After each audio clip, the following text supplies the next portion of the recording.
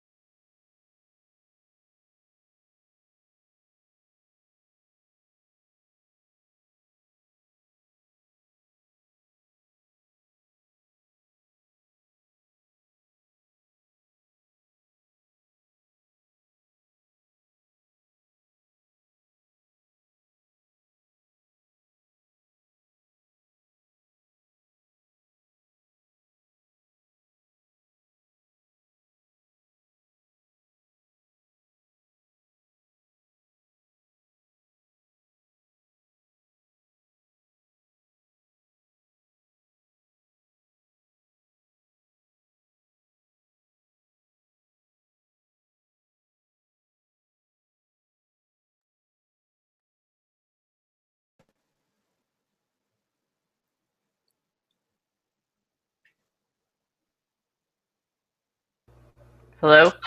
Hello, I'm here. Okay, good. We're, there's two cousins in here. Oh, I guess I'm logged in as cousin, aren't I? Yeah, but it works, so I wouldn't worry about it. How are you doing? Hmm, I take it moment by moment. Hey, Steve. Hey, sorry I'm a little late. How are you doing, Steve? You're not late? Okay, we're doing okay. We had 18 inches of snow, so we're doing as okay as we can with that. I wish we had that kind of snow. My parents had 38 inches. Oh, goodness. Yeah, they live west of Baltimore.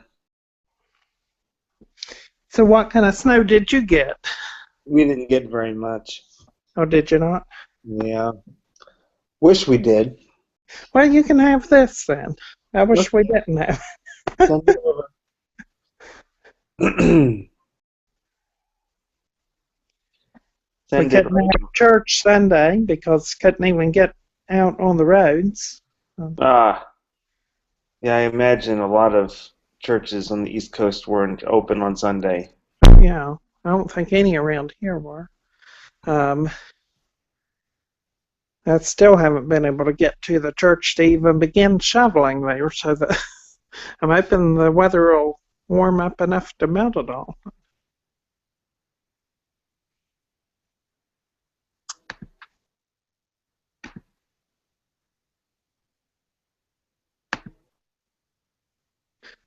Are we the only ones? Well, so far, I don't know. I'm almost wondering, did I didn't see many responses back, Shannon, did you?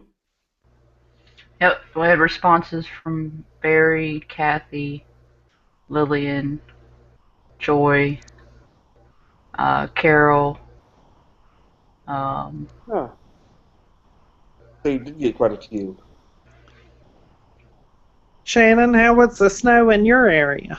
We didn't really get any. Really? Yeah. But I've been watching the news and thinking about you guys. Yeah. So it's a lot to deal with. I remember when we did have snow like that, how exciting but inconvenient. Yeah, I don't know that I was excited at all about it. It was just inconvenient. Oh,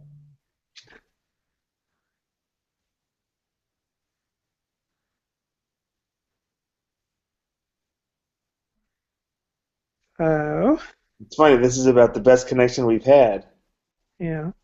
Now, Kathy just indicated that she hasn't had the link appear in her email. Okay, I'll send an email to everyone with the link.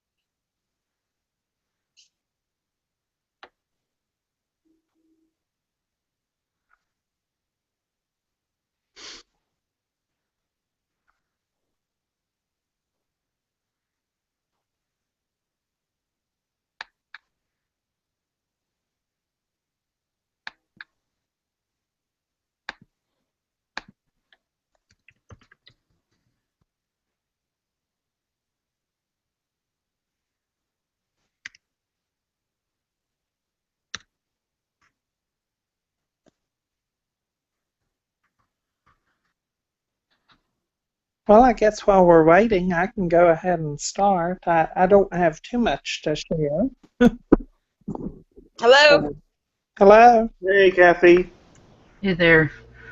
Yeah, it took. I will say that it took about 20 minutes for Google to post this to my email. I always do a test beforehand, so Google may be running slow.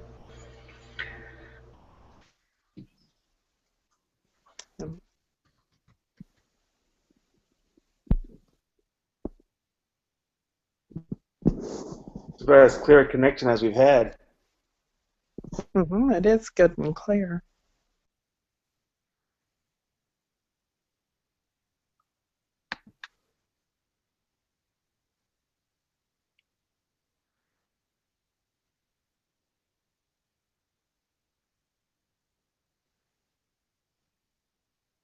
Are you there, Kathy? Did she disappear?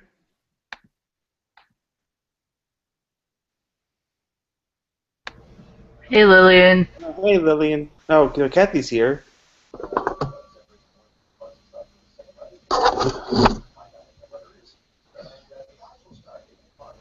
Lillian, we can hear you. Good. Oh, yeah, good. We can hear each other. That's good stuff.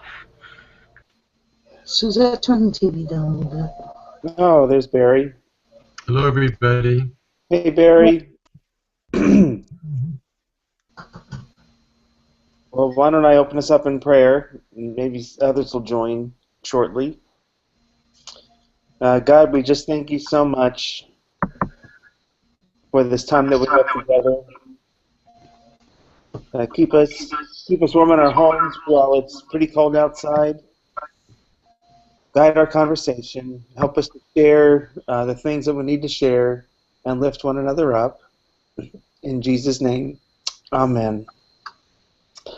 The newsletter isn't quite out yet. It'll be out shortly here. One of the things that I wanted to make sure everybody knows about is we're having a gathering in the spring in the form of a retreat, and it's going to be at our Sisters of Charity Monastery, which is in St. Joseph's, Ohio, which is actually part of Cincinnati. Um, the plan is May 6th and 7th, which is a Friday night and a Saturday. They do have rooms on site. This is a monastery, which used to be, sort of like college dorms. So most of the rooms have single beds. and they're set up that way, and bathrooms on the floors, so it's pretty rustic conditions, sort of typical dorm-like. But there is a hotel that's not too far away if you wanted to make reservations at a hotel instead of there on site. Um, there is a cost for, like, they have a cafeteria, and so the meals for dinner is $7, breakfast is $5, and then lunch on Saturday, which is the big meal of the day, is $10. So that's $22 for all those meals. The rooms that they have there are between $30, $35, or $40 a night. So the rooms are very cheap. And then to cover the cost of the rental and materials and all for the retreat, that's $25. So the whole, I guess the whole package for the retreat, it would be $77, but that includes the hotel, the food, and everything for the retreat. So it's pretty good cost being at the monastery. And I guess I'll let Barry share some of the things that we've got planned going on for the retreat. Well, I'm really enthused about this. This is kind of a new venture for us, and it allows us to be able to spend more time in a worshipful atmosphere, and not quite as much on the education side, but more on allowing our hearts to be ministered to by each other and by God. So there will be a combination of individual times when you can have either a guided meditation or a kind of a free-form time for prayer or worship, either in one of the meeting rooms or out on the grounds. And then there will be times of gathering where we will spend time together, worshiping together. And we're hoping to use our creativity as a part of the retreat as well, doing various types of craft-oriented things, or developing some items for our worship that are creative. And then the other part is the fellowship around the meals. And one of the opportunities during the lunch on Saturday, for those that are interested, will be to sit at one of the tables in the lunchroom to talk about the upcoming general conference and be able to talk over some of the business items and other things that will be coming up in July for the general conference. So that kind of just gives you an overview of several of the things that we're hoping to do. And just a word about the grounds there. It is a very beautiful place. It's up on the bluffs above the Ohio River. And the building is very classical architecture with a lot of gardens around it. It's actually the mother house of a group of Catholic sisters who do things like education, service, and hospitality. And they're really very warm and welcoming sisters there that host the facility there and everything. So that's just kind of an overview of what we're looking at. So I hope, I know that this is general conference year. I know not everybody's going to general conference, but that is our plan for the spring, May 6, 7. And we've also got plans for a fall gathering, October 14 and 15, at Eternal Joy in Dayton. It's their new facility that they're meeting at now. And at that gathering, for those who can attend conference, we're going to ask some people attending conference and attend some of the workshops if they could share some of their workshop experiences with the rest of the network. And then we'll also have a few young adults from a few of our churches talk to us about what it means to have a young adult-friendly church. So that's the plan for the fall gathering. And like I said, when our newsletter comes out shortly here, information with all about all of that will be forthcoming fairly shortly here. So I hope everybody starts to think about all of that and consider that for their plans this year. And there won't be snow in May. I guess there could be in October, but there won't be snow in May. So anybody have any questions?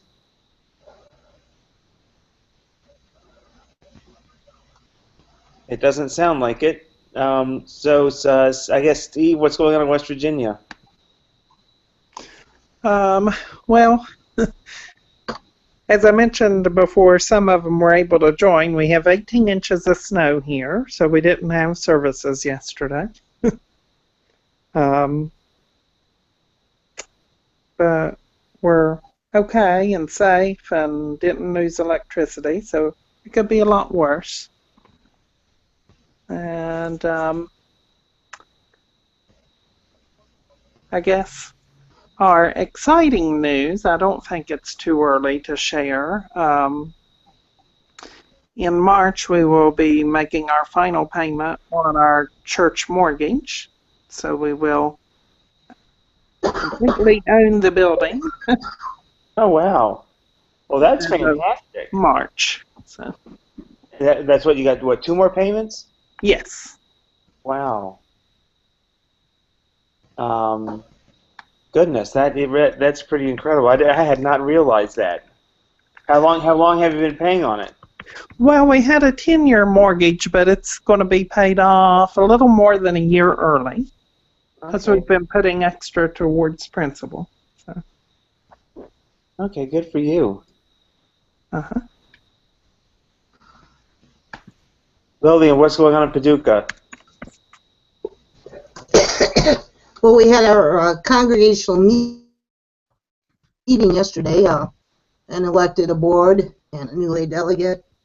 And we're preparing ourselves for Lent. We're going to do a soup and salad Lenten every Wednesday.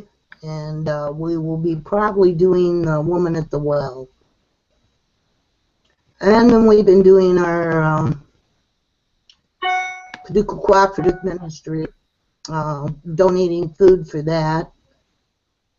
Financially, we're having some problems. It's just not enough money to go around all the time, so individuals have been picking up some of the bills. We're not behind on anything. It's just a bad feeling when individuals have to start picking up bills. We have one person joining, one new person, so that'll bring us to 36 members altogether. And that's about it for us. Well, Barry, what's going on at Louisville? I'll also ask Kathy to share a little bit.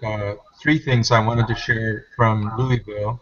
One is that our pianist and our organist, choir director, Don Cross was our pianist, and Don Cross was our organist, and Ron Hampton, our piano player and choir director, and both of them retired after many, many years of music ministry on December 31st. So we definitely celebrated them a lot. In addition to those roles, Ron was our office manager for several years, and Don Cross was one of our deacons for many, many years. And then a couple Sundays ago, we had 2 new members that joined the church. We're very happy to continue to welcome new folks to the congregation. And then Colleen, our pastor, and her husband, John, just made a trip up to Wisconsin to be with Colleen's son and family. And Colleen is a grandparent again. Her son's little baby was born premature, about a month early, and weighed just a little over 4 pounds, and her name is Ellie. So Colleen and John are helping all the family up there while the baby's being cared for in the NICU and making sure that all the other grandkids are cared for and everything. So Kathy, any other things to add to that? Kind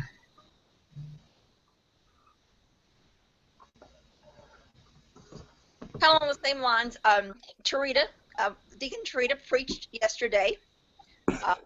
She did Colleen's part, and then I filled in for her. So she did a great job. She preached about the woman of the well. She did a wonderful job with the sermon. Got lots of people thinking. So I thought that went really well. They were there who'd been there the week before, and I think he felt very comfortable, and I noticed people talking with him. So the music team, we've been using YouTube, so they're still kind of adjusting to that. But they could use some prayers as they go forward, because like I said, it's a kind of a new day for music for Louisville, so they're kind of adjusting to the newness of it all.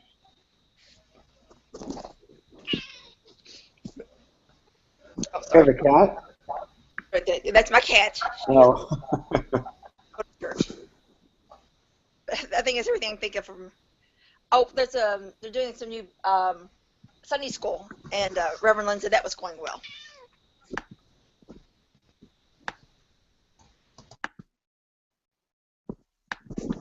Thanks a lot. Joy? Is Joy here? Hello, everyone.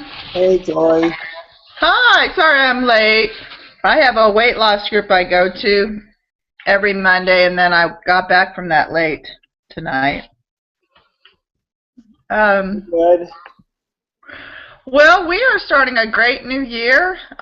We are settling into our new location after we're in our 3rd month, and it's going well, and I'm really striving to build and rebuild teams and renew and train leaders. We are kind of curious what Reverend Elder Tony Freeman has as a new process to work with, but unless he persuades me it's wonderful, we're going to finish the process Reverend Elder gave us, which is called discernment. And I have a team of 6 that, with mostly new members, we just started again this weekend to do that process, which we hope will result in a new mission statement and new programming that does more significant outreach than we've had. I wanted to invite you all, if you live relatively close to Dayton and you enjoy playing euchre, to come to our next fundraiser on Saturday, February 6th at 2 o'clock. We're having a euchre tournament. Do you play? I'm learning. I'm learning. I love to play cards, and I guess it's a regional thing. I'd never heard of it before. Yeah, Indiana loves it too. I'm probably Kentucky as well. Yeah. Any euchre fans out there?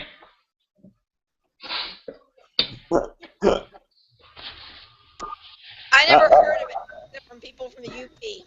It's a Michigan game, and I wish we were closer. Yeah, we'd love to have you, Lillian. So we've committed to having more fundraisers this year. That's our first one. And what are you, I guess, what are you fundraising for, or is there anything in particular? We need to fundraise to make our budget. We passed a deficit budget, so we just have to do that as part of our income. For Lent, we are collaborating even more closely with the UCC church where we're housed now, and we're going to do joint Thursday evening services based on the Taizé format. That'll be my first time to do a Taizé as the leader, so I'm looking forward to it.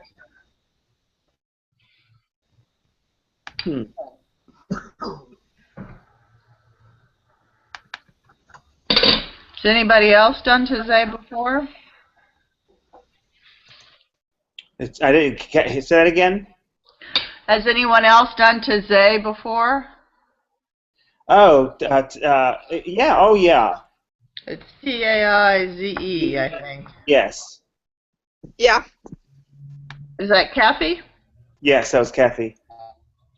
If you have any suggestions, I'd love for you to email them. I can't think of any right offhand. I mean, you never done one at all? No, I've been to them, but I've never conducted one. Always reminding people in advance. Silence would kill them. You remind them what? Silence would not kill them.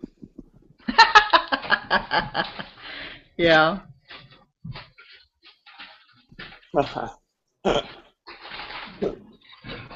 Well, at Life Journey Church, I guess we're getting ready for our congregational meeting and voting for some new board members and passing the budget for this year. We normally do ours in February.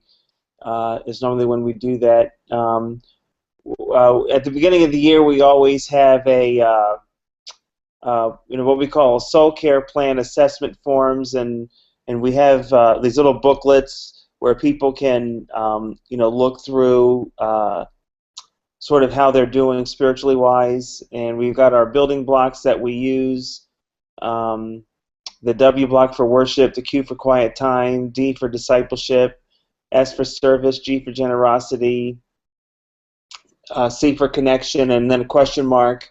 Maybe God's calling you to something new or different this year, and we ask people to fill those out and turn them in for the church, and the pastors will pray over them once a quarter. So we're in the process of finishing that up right now.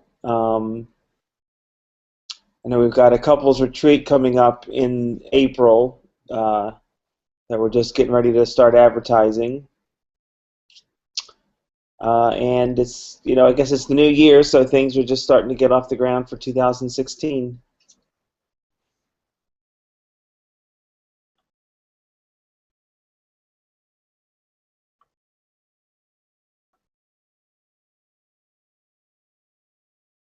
So everybody's there's lots of things going on, but, we're all trying to, grow and do the things that we need to do. Lillian, I guess the question I have for you is, budget-wise, I mean, has your congregation passed a budget for this year? Yes, we passed a budget. It's a good $10,000 less than last year's. We've cut out everything except the essentials. Our budget is $31,000 for this year. Hopefully, we're going to be able to make it. We are looking for fundraisers too. I mean, we've done the normal things, the garage sales and movie nights and things of that nature, but we're kind of at a standstill about what else to do.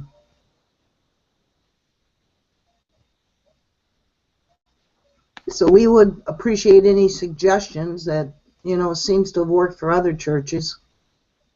Well, it sounds like Dayton is having some fundraisers.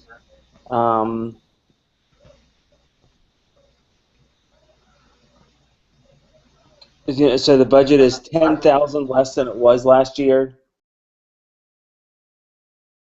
I'm sorry to hear that. No, so your budget is 10,000 less than it was last year. I mean, is that an amount that you were able to meet this year? We were about 12,000 short this year, so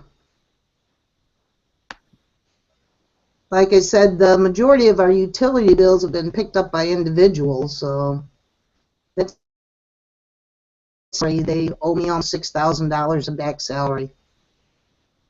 Oh goodness.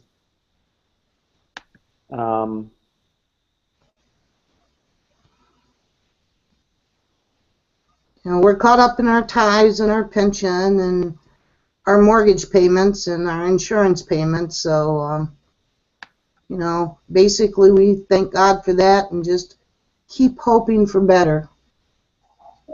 One of our biggest problems, though, you know, to be truthful about it, is that we have or below poverty, some of them, and that's, you know, a big problem there. Yeah. I couldn't hear all of that, Lillian. Would you say it again? I said we're probably about they owe me almost $6,000 in back pay. And the other thing is the utility bills have been being myself and other people in the church that have a little more money. Where we seem to be hurting the most is that probably half of our congregation is poverty. So that's why one of the reasons we're looking for fundraisers, especially fundraisers that can bring outside in.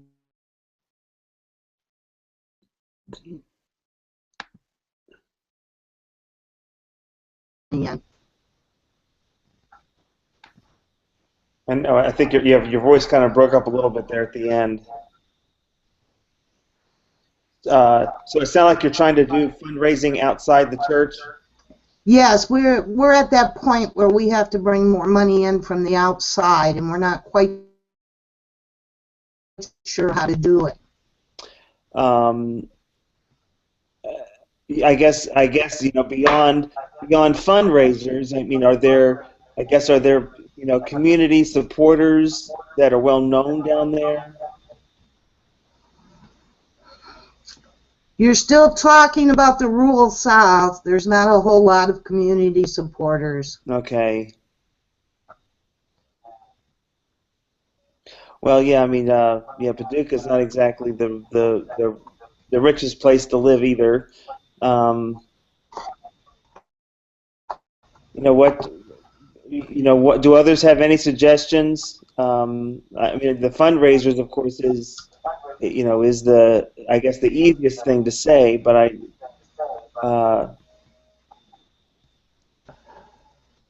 you know that's sort of a predicament because you certainly can't keep going and asking the same people to give that are doing as much as they can. One particular actual like selling stuff that we had success with in the past was the rod cutlery. They're like the knives and handles, but they're fairly inexpensive. So we had pretty good luck with getting family and friends and coworkers to buy them from us.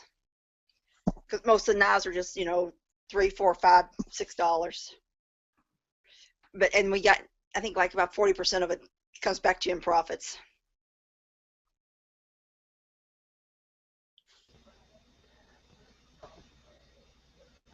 It sounds like something we should look into.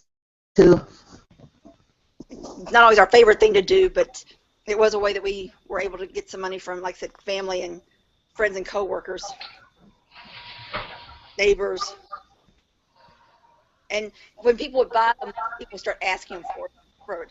I know this last time I called, my mother says, "I need a new knife." It's like, we're not selling those, Mother. Church closed. We're not selling those. But you do get repeat customers, and that was a pretty good fundraiser we had ongoing. The year. Lillian? Yes, ma'am. Do you have good cooks in your congregation? We have really decent cooks. We've done spaghetti dinners and that type of thing, chili dinners. Mm-hmm. We haven't really built our recognition yet, but I keep hoping we're going to find the event that people from outside the church want to come to. But we did have pretty good success with our chili contest last fall. But you've got to be sure to get people from outside of the church there. We combined the chili contest with a 50-50 raffle. And between the two of those, a ticket price to get in, you know, to have the meal, they get to basically eat whatever price you set, and then sell 50-50 tickets. Winner takes half. But if you just keep it internal, then it defeats the purpose, because you've already got people who are given enough. Right. Yeah. So yeah, it's keep going back to the well again. MCC Louisville used to have a lot of dances, and again, when they sell 50-50s and all kinds of things while they're there. But they were able to pull from some of the 12-step groups because, like, they would offer alcohol-free events. So they did draw some people from outside the church to those. Yeah, that's been our biggest problem, is just drawing people from the outside. It's we've had the dances and that type of thing, 50-50 every time we do almost anything, but we still have trouble getting people from the outside to come.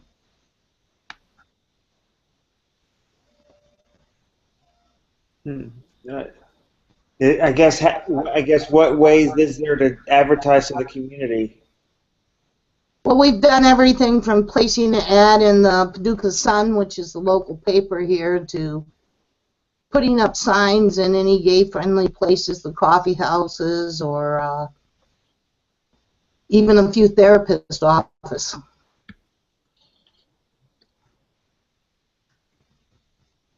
The colleges.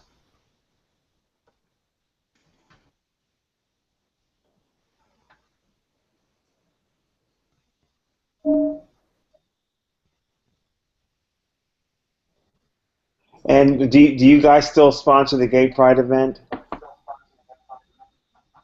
No, we haven't had the money to do that for the past couple of years. So there hasn't been an event? There hasn't been an event. Usually it costs us anywhere between $700 and $1,000 to put on the event, and we just haven't been able to raise that kind of money. And the community doesn't say anything when it doesn't happen? They don't ask, like, what's going on? We have the Facebook page. We get a lot of inquiries. Normally they're about church time, or a lot of the things now we're getting is, I need a marriage. Even all the holy unions I do, I split with the church, so.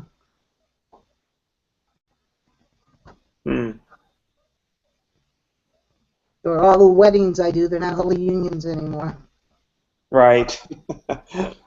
That's right.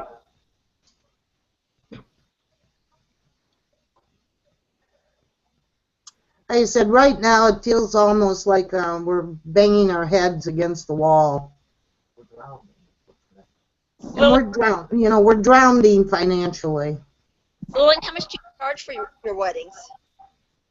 I charge $100. Okay.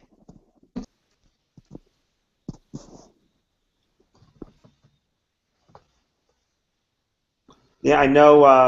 My church back in Rockville and Boys, we were a small church. We would have, the way we raised money was we would have dances, but we were in an area where the community supported us. We would have 250 people coming to our dances, and our church was like 25. So that was how we got the money to build our building back in Maryland. But I'm not sure you've got the community to support that. Well, we couldn't even get AA or live there or any. No, we've even tried the 12-step groups, and they have their own building here, for one thing. But they don't want to come, if they're not gay, they don't want to come to a gay establishment. Yeah. And then we still associated with the gay church. Are there gay and lesbian AA groups or 12-step groups?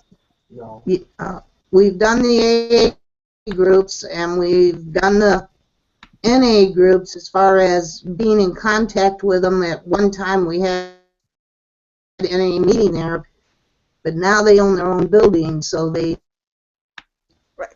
at Brown Street. I was asking if there were specific AA groups that were gay or lesbian. In Louisville, there are gay and lesbian AA and NA groups. No, here they're either women's groups, men's groups, or a mixed group. But no gay and lesbian groups. That was who we drew from, was the gay and lesbian groups. Yeah. And we have none here that identify gay as lesbians. We have a large population of gay and lesbians, but again, we still have that stigma here.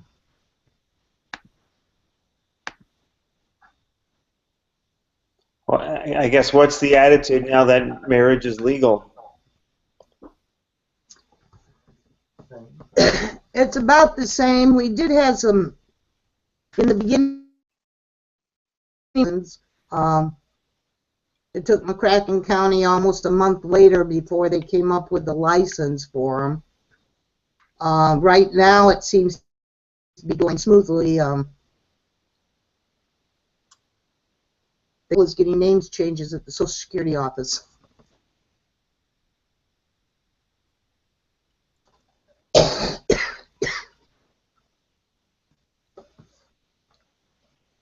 So, as far as attitude-wise, you still don't see any announcements in the paper or anything of that nature.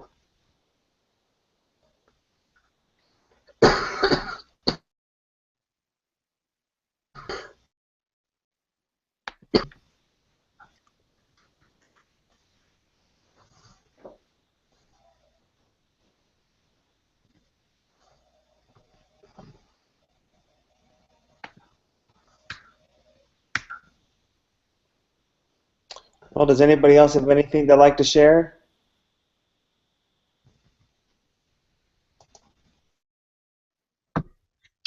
I just wanted to share a couple of things. If you all know of anybody that is going to General Conference in Victoria, Canada this year, I did have a chance to listen to the webinar which MCC did on travel arrangements and the particulars of the hotel, restaurants, markets, and things like that.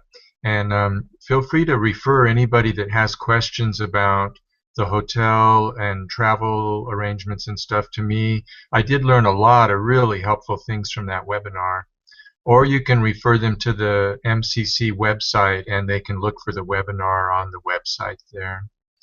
Especially if anybody has mobility issues or disability needs, they need to contact the conference office of the MCC immediately, because the accessible rooms at the hotel are in really short supply, because it's a 100-year-old historic hotel that wasn't built with accessibility. So again, if you know of anybody that has those kind of needs, they should contact the MCC conference office immediately. Oh, goodness. I mean, are the rooms limited? Do you know? I mean, they're extremely limited. Don't contact the hotel for accessible rooms. Contact the MCC conference office and do it immediately to be able to get an accessible room. oh wow.